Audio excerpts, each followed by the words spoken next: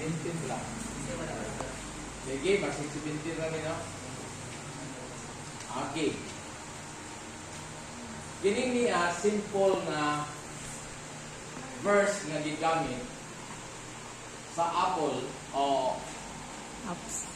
nga gihatag na to sa Emmaus app para sayon ra sabton alang sa mga young people o sayon na po i-share ngadto sa uban. Kinsa daw ang care na to? Ang mga young people kinahanglan daw kinsa ang mo care nila, kinsa ang mo akiman nila.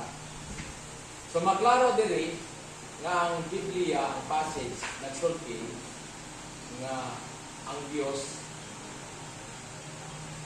nagbantay o nag-akiman sa matapsa. Now, gigamit ang 1 Peter 5:17. 7. Maliwan kasi yung Bible. 1 Peter 5:7.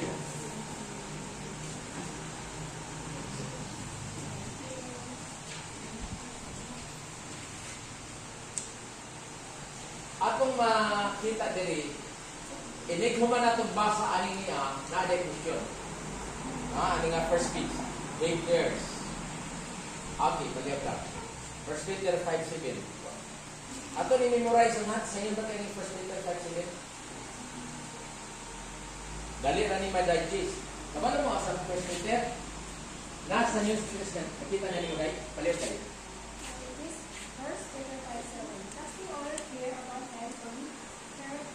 Okay, 1 Peter 5:7.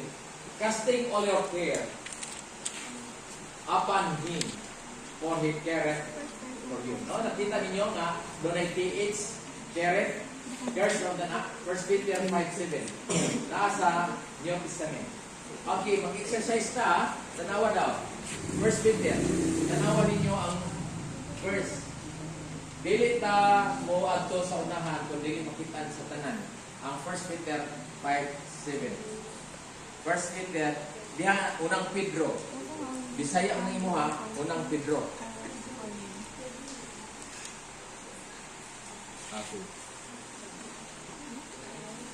Unang Pedro.